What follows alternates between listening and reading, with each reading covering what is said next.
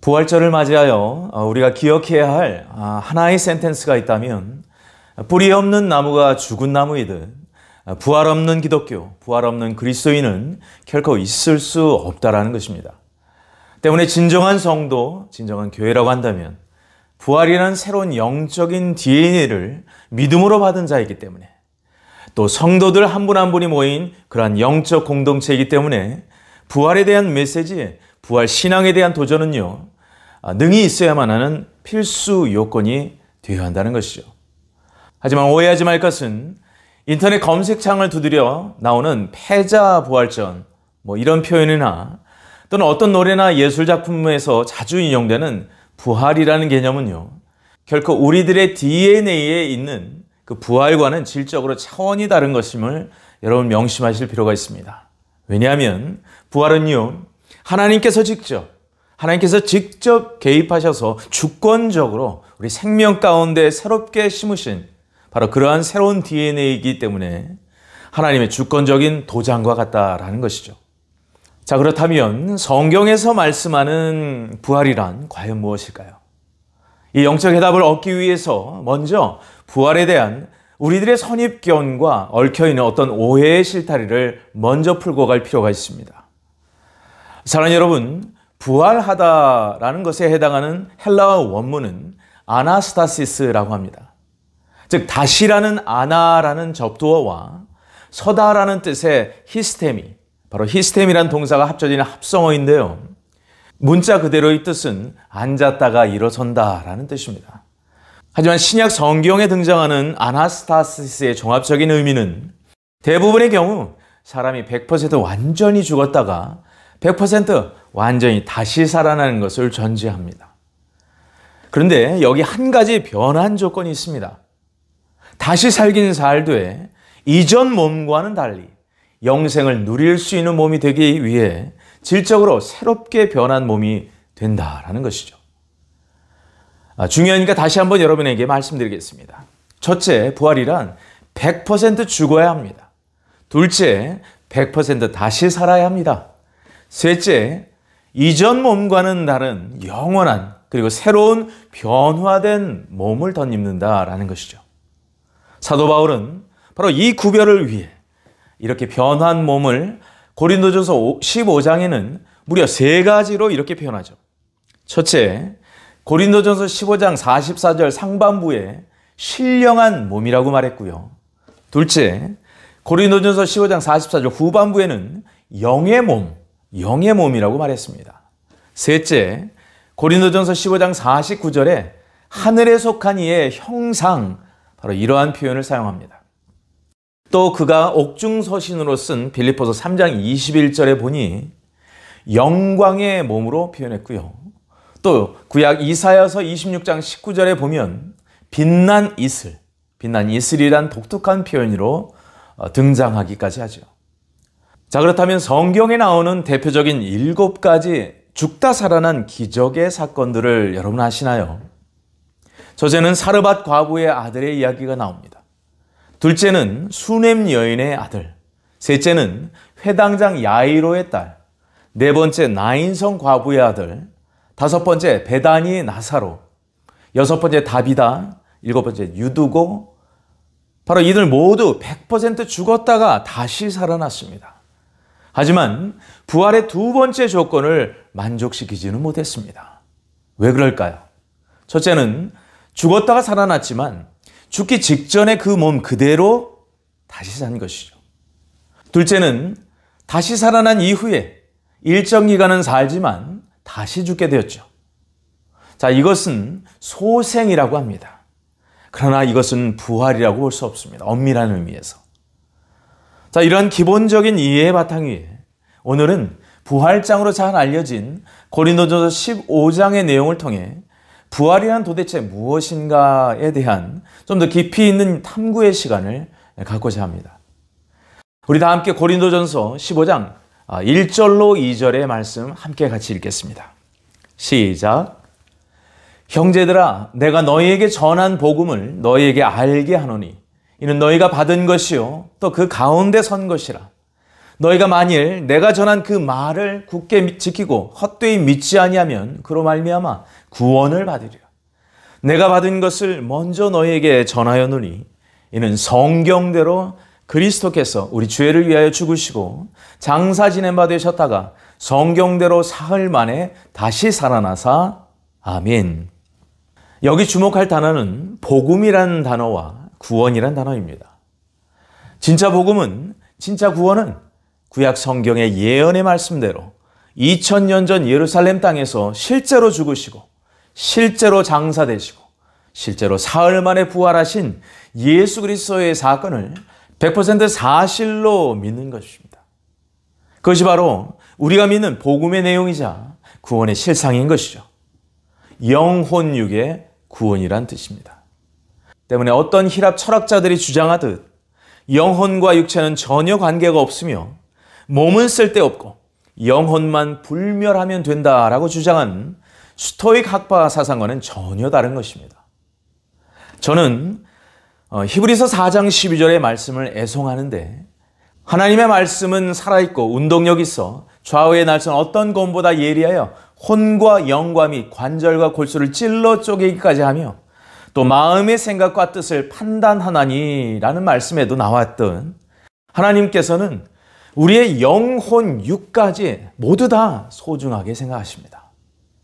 요한복음 20장 27절에 주님께서 도마에게 이렇게 말씀하셨죠. 도마에게 이르시되 내 손가락을 이리 내밀어 내 손을 보고 내 손을 내밀어 내 옆구리에 넣어보라. 그리하여 믿음 없는 자가 되지 말고 믿는 자가 되라 말씀하십니다. 또한 누가복음 24장 37절로 39절에서는 부활의 주께서 제자들 앞에 실제로 나타나셨을 때 부활에 대한 제자들의 남아있는 선입견과 오해들을 철저하게 풀어주셨습니다. 누가복음 24장 37절로 39절의 말씀 함께 같이 읽습니다. 시작. 그들이 놀라고 무서워하여 그 보는 것을 영으로 생각하는지라. 예수께서 이르시되 어찌하여 두려워하며 어찌하여 마음에 의심이 일어나느냐. 내 손과 발을 보고 나인 줄 알라. 또 나를 만져보라. 영은 살과 뼈가 없으되 너희 보는 바와 같이 나는 있느니라. 아멘.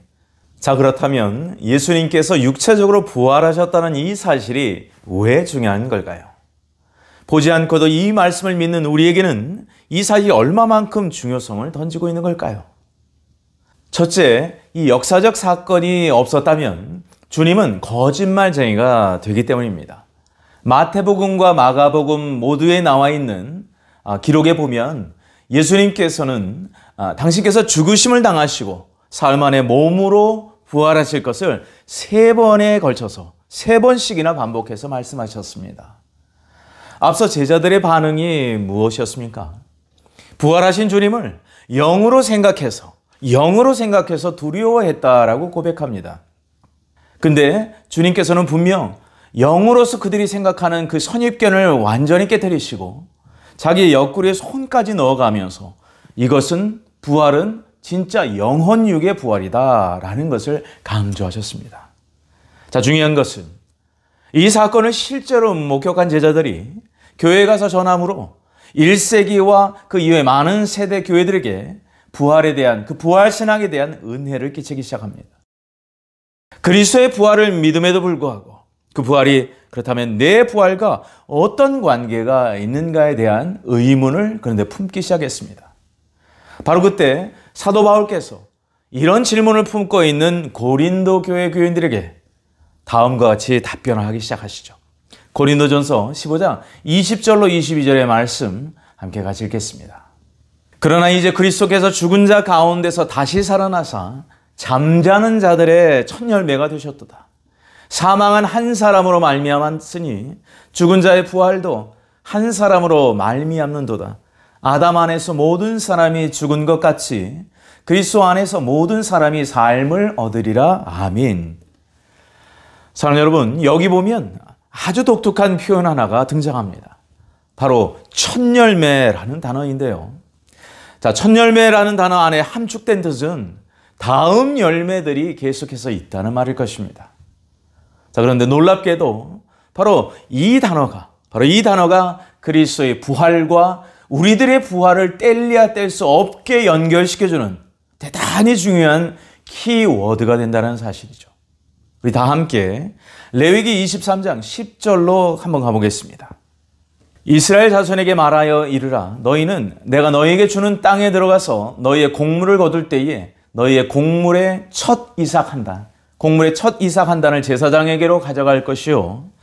아멘. 레위기가 증언하는 바 이스라엘 사람들은요, 곡물을 언제?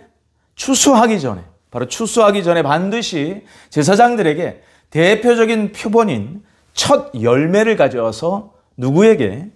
여호와 하나님께, 그분께 제물로 드려야 했다는 것입니다.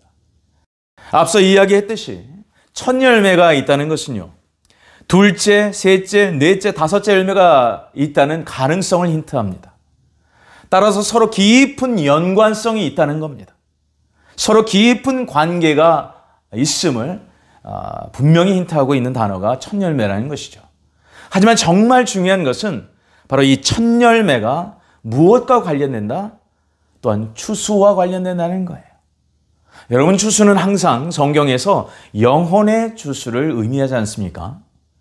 그렇다면 첫 열매는 그 다음 열매들과의 관계성만이 아니라 궁극적으로 추수 때에 아버지 하나님께 드려지는 추수의 곡물들로서 그 열매들은 아버지 앞에 서게 될 하나님의 자녀들을 의인화시켜서 말씀하고 있는 것입니다. 사랑하는 성도 여러분, 부활한 우리들이 마치 하나님께 드려지는 제사의 곡물처럼 부활한 우리들은 영광의 하나님 앞에 함께 설 것을 믿으시기 바랍니다. 그것이 믿는 자에게 주어지는 특권인 것을 믿으시기 바랍니다. 그러므로 예수 그리스도의 부활은 우리의 부활의 보증이 되는 것입니다. 예수 그리스도의 부활은 우리 부활의 선두주자로서 그 앞길을 열어줘 주신 것이고요. 예수 그리스도의 부활은 장차 하나님 앞에 서게 될 하나님의 자녀들의 기쁨에 함께 모임, 그 즐거움의 게더링을 위한 보증의 열쇠가 된다 하겠습니다. 자, 그렇다면 둘째, 우리에게 이 부활장이 주는 레슨은 무엇일까요? 부활에도 순서가 있다. 저를 한번 따라 하실까요? 부활에도 순서가 있다. 우리 다 함께 고린도후서 15장 23절 그리고 마태복음 27장 52절의 말씀 함께 같이 읽겠습니다. 그러나 각각 자기 차례대로 되리니 먼저는 첫 열매인 그리스도요, 다음에는 그가 강림하실 때에 그리스도에게 속한 자요. 마태복음 27장 52절 말씀. 땅이 진동하며 바위가 터지고 무덤들이 열리며 자던 성도의 몸이 많이 일어나되 예수의 부활 후에 그들이 무덤에서 나와서 거룩한 성에 들어가 많은 사람에게 보이니라. 아멘. 자, 일단 부활의 첫 열매가 되신 예수님의 부활 당시에 그 일어났던 부활의 순서를 살펴보니까 첫째는 당연히 부활의 첫 열매인 예수님의 부활이 있고요. 부활의 둘째 열매 그룹들이 누구인가? 마태복음 27장 52절에 분명히 증언하는 바 무덤에서 그때 당시 일어난 자던 성도들이 나온다는 것입니다. 저명한 신약학자 도널드 헤그너는 바로 이 그룹들, 이 사람들을 언급하길 예수님 이전의 하나님의 의인들, 예를 들면 아마도 족장들, 선지자들, 순교자들, 그리고 예수님 당시에 예수님을 믿다가 예수님보다는 먼저 죽은 그런 믿는 사람들이 부활한 그룹으로서 기록하고 있습니다. 자, 이때 마태복음 27장 52절에 보니까 무덤이 열려졌다라는 표현이 나오는데요. 이게 대단히 중요합니다. 무덤이 열려졌다. 무덤이 열려졌다는 내용상 누가복음 24장 2절처럼 말이죠. 두 천사에 의해서 옮겨진 예수님의 무덤에 그 옮겨진 돌의 상황과 똑같은 맥을 같이 하고 있습니다. 중요한 것은 예수님의 부활 이후에 바로 이 그룹들, 예수님의 부활 바로 이후에 일어난 자던 성도들이 일어난 그 그룹들이 무덤에서 나왔다라고 기록하고 있고요. 그것은 곧 구약의 의인들과 예수님의 사망과 부활 이전에 주를 믿는 신약의 의인들을 말한다 하겠습니다. 그러니까 부활의 순서상 예수님의 부활이 첫 번째고 바로 예수님의 부활 직후에 나타났던 또 다른 부활이 있었다는 것입니다. 그리고 정말로 이 마지막 때와 직결된 부활의 사건을 사도 바울께서는 또한 이렇게 표현하고 계시죠. 우리 다 함께 데살로니가전서 4장 14절로 17절의 말씀 함께 같이 읽습니다. 우리가 예수께서 죽으셨다가 다시 살아나심을 믿을지인데 이와 같이 예수 안에서 자는 자들도 하나님이 그와 함께 데리고 오시리라. 우리가 주의 말씀으로 너희에게 이것을 말하노니 주께서 강림하실 때까지 우리 살아남아 있는 자도 자는 자보다 결코 앞서지 못하리라.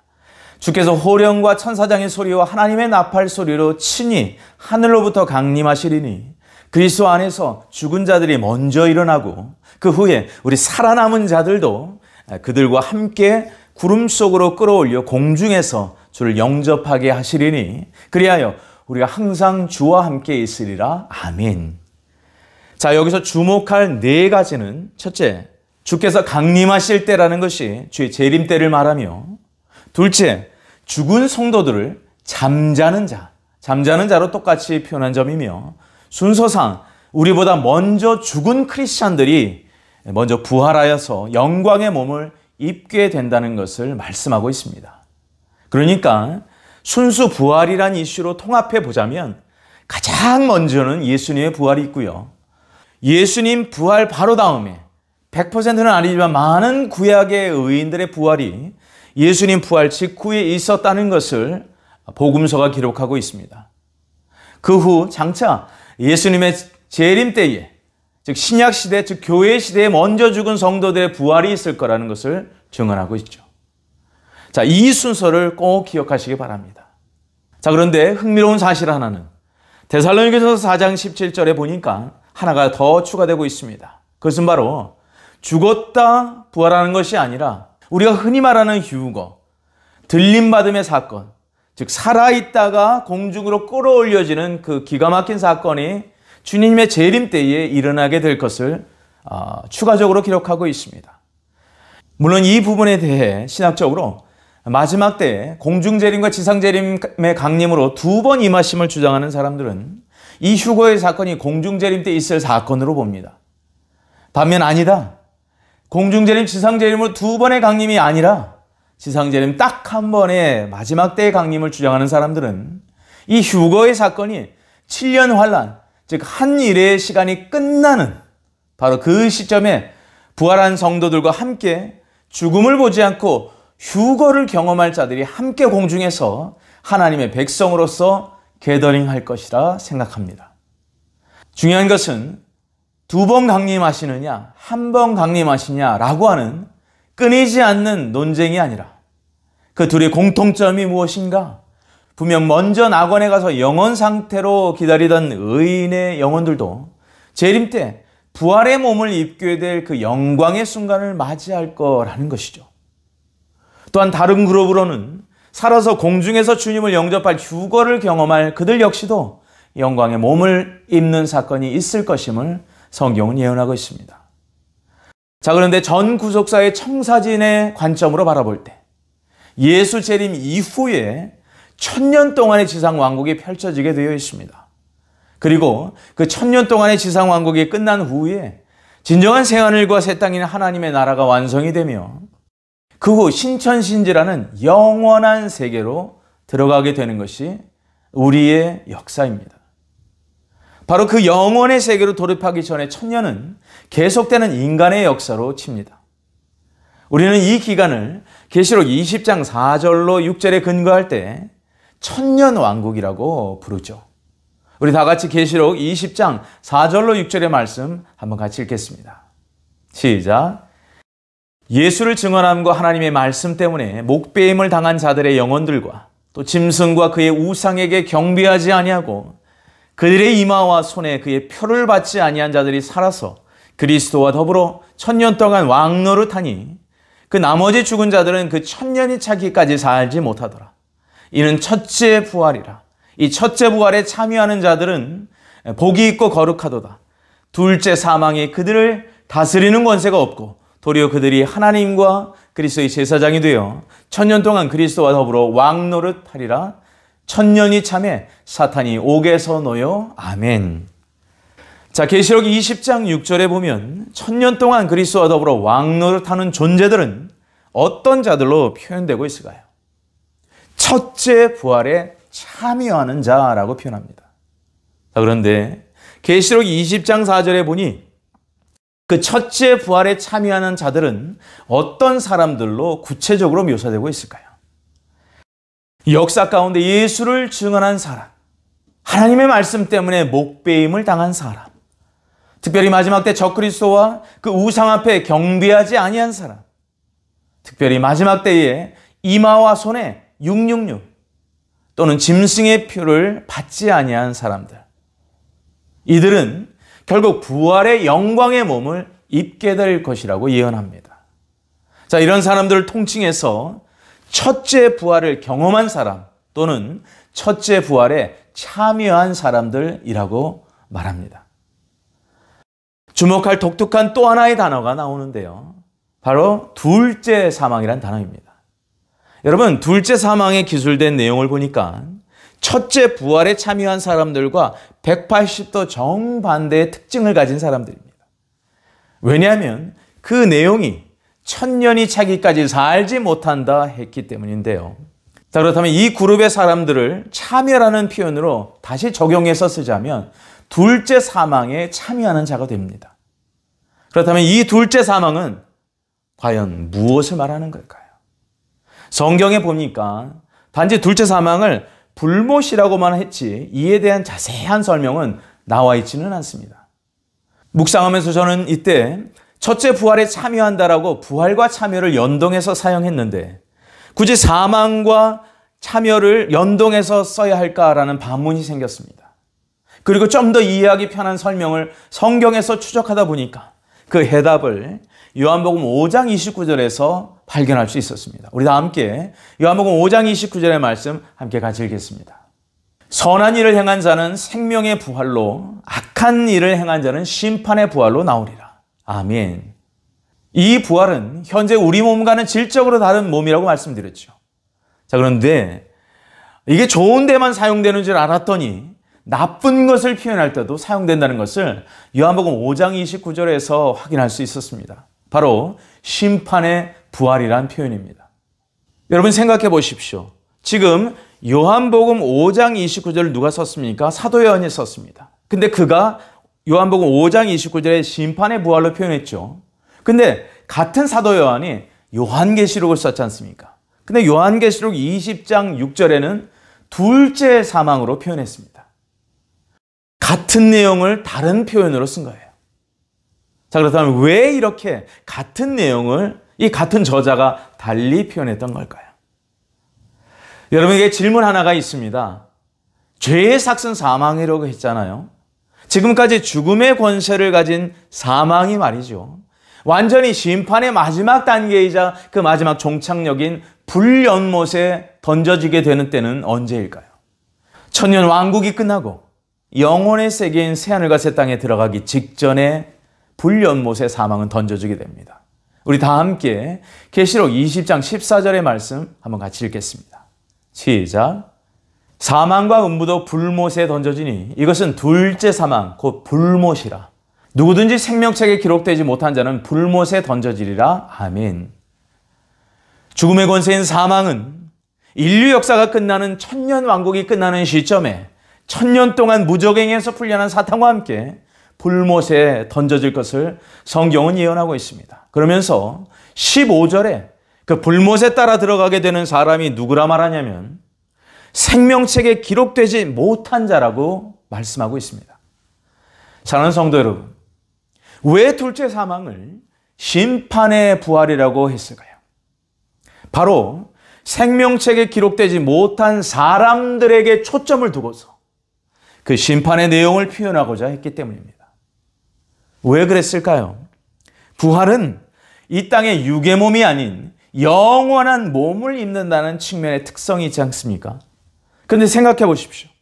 불연못의 영원 상태로만 들어가 심판받는 게 아니라 육적으로까지 느끼는 그 모든 감각, 그 모든 아픔들을 육적으로까지 전인적인 차원에서 모든 감각으로서 느끼는 그 심판의 부활체를 덧입고서 그 악인들은 불연못에 들어가는 운명을 맞이하게 된다는 거예요. 그리고 그 불연못에서 악인들이 당하는 고통의 시간이 영원하다고 상상해 보십시오. 끔찍한 심판이 아닐 수 없습니다. 그러므로 생명록에 기록하지 못한 불신자들이 받는 그 고통의 측면이 부각되는 단어가 심판의 부활이라는 거예요. 그러니까 돌아서라는 겁니다. 이 극악한 심판에서 돌아서라. 사람들을 향해서 던지는, 초점을 맞춰서 던지는 경고였던 것이죠. 하지만 둘째 사망이란 육적으로도 죽었던 존재들이 이제는 두 번 죽는 것과 같은, 거기에는 사탄도, 거기에는 사망도, 거기에는 음부도 함께 어떻게 보면 집단적으로 들어가게 되는, 이제는 생명이라고는 전혀 찾아볼 수 없는 절대적인 사망, 바로 그 절대적인 사망을 강조하기 위한 표현이라고 말할 수 있겠습니다. 그러므로 이해를 돕기 위해 다시 말씀드리자면, 생명의 부활의 동의어는 첫째 부활인 것이고 심판의 부활의 동의어는 둘째 사망이라 하겠습니다. 사랑하는 성도 여러분, 여러분이 이토록 성경에 많이 기록된 부활이란 표현을 들으면 어떤 생각이 드십니까? 철저한 죄와 구별하라는 하나님의 음성이 아닐까 싶습니다. 영원한 새하늘과 새 땅에 들어가기 전에 모든 악을 다 불태우실 것이라는 사실. 이유는 의외로 간단합니다. 내가 거룩하니, 내가 영광스러우니 너희도 거룩하고 너희도 영광스럽게 하시기 위해서. 생명의 부활에 참여하는 자를 모으시는 그 거룩한 게더링, 영광스러운 게더링을 위해서 모든 악한 것들, 그 그림자도 보이지 않게 다 태워버리신다는 것입니다. 그래서 부활은, 생명의 부활은 필요하다는 것이죠. 사랑하는 여러분, 그렇습니다. 2000년 전에 예수님의 부활은요, 바로 영원의 세계까지 내다보는 부활이었던 거예요. 부활은 그냥 예수님의 부활로서만 끝나는 것도 아닙니다. 그리고 그냥 부활이라는 개념으로서만 우리가 예스하는 것도 아닙니다. 이 부활은요, 앞으로 우리의 영원한 데스티니, 영원한 하나님의 나라에 들어가기 전에, 그 입성하기 전에, 바로 저기 새하늘과 새 땅을 입성하기 전에까지 연결되고 있는 개념이라는 사실이에요. 우리 다 함께 고린도후서 3장 18절의 말씀 한번 같이 읽겠습니다. 시작. 우리가 다 수건을 벗은 얼굴로 거울을 보는 것 같이 주의 영광을 보며 그와 같은 형상으로 변화하여 영광에서 영광에 이르니 곧 주의 영으로 말미암음이니라. 아멘. 무슨 말일까요? 장차 영광의 몸을 입으신 그 예수님의 부활처럼 우리 역시도 부활하여서 영원히 변치 않는 하나님의 영광에 참여하는 자로 우리를 높여주시고 그 영광의 가족됨에 동참함으로 말미암아 주 앞에 있는 기쁨과 주 옆에는 영원한 즐거움에 참여하는 것을 말합니다. 부활의 궁극적인 목적은 이처럼 우리로 하여금 하나님의 영광을 맛보게 하는 목적에 맞닿아 있는 것임을 기억하시기 바랍니다. 따라서 데살로니가 후서 1장 12절은 이렇게 말씀합니다. 우리 하나님과 주 예수 그리스도의 은혜대로 우리 주 예수님의 이름이 너희 가운데서 영광을 받으시고 너희도 그 안에서 영광을 받게 하려 함이라. 아멘. 사랑하는 여러분, 그렇습니다. 우리에게 이러한 이유로 부활의 강력한 소망이 있어야 될 줄로 믿습니다. 흥미롭게도 고린도전서 15장 52절은 이 부활의 신호가 나팔 소리를 통해서 알려진다고 말씀합니다. 고린도전서 15장 52절에서 말씀하길 나팔 소리가 나매 죽은 자들이 썩지 아니할 것으로 다시 살고 우리도 변화하리라. 아멘. 제가 10년 이상을 양각나팔, 즉 쇼파르를 분 이유 중에 하나는 바로 이 부활의 소망 때문이었습니다. 부활의 능력은 죽었던 우리를 살리고 낙심한 우리를 일으키는 능력이 되기 때문에 그 도구로 사용될 것을 예언하는 이 말씀이 있는 한은 이 소망의 나팔 소리는 이 마지막 때 잠자는 영혼을 깨우는 도구가 될 것입니다. 오늘 부활주를 맞이하여 말씀을 마무리하며 주님께서 우리에게 주시는 마지막 메시지는 바로 이것입니다. 과연 우리는 그렇다면 부활의 소망을 가지고 어떠한 삶으로 살아내는가? 바로 그것입니다. 그런데 이 질문에 대한 해답을 제시하는 고린도전서 15장 58절의 말씀이 오늘 저와 여러분이 아멘으로 받는 주의 음성이 되었으면 좋겠습니다. 그래서 2024년이 저와 여러분에게 주님께서 주시는, 우리 인생에 주시는 부활의 권세와 능력으로 승리하는 삶을 영위하시기를 주 예수 그리스도의 이름으로 축원합니다. 성도계들인 교회와 방송을 함께 하시는 모든 분들을 향한 주님의 권면의 말씀 함께 같이 읽겠습니다. 시작. 그러므로 내 사랑하는 형제들아, 견실하며 흔들리지 말고 항상 주의 일에 더욱 힘쓰는 자들이 되라. 이는 너희 수고가 주 안에서 헛되지 않은 줄 알미라. 아멘. 함께 기도하겠습니다. 존귀하신 아버지 하나님, 부활의 주님, 부활의 영이신 성령님 전심으로 감사드립니다. 부활의 첫 열매가 되신 주님의 그 발걸음 따라 부활의 소망을 바라보고 오늘을 견실하며 흔들리지 말고 항상 주의 일에 더욱 힘쓰는 자들이 되게 하여 주옵소서. 또한 육체적 죽음 이후에 부활의 영광을 기대하는 저희들 모두가 되게 하시사 부활의 소망을 사랑하는 이웃들에게 흘려보내는 마지막 때의 영광의 나팔 소리로 사용받게 하옵소서. 존귀하신 예수님의 이름 받들어 간절히 기도 올리옵나이다. 아멘.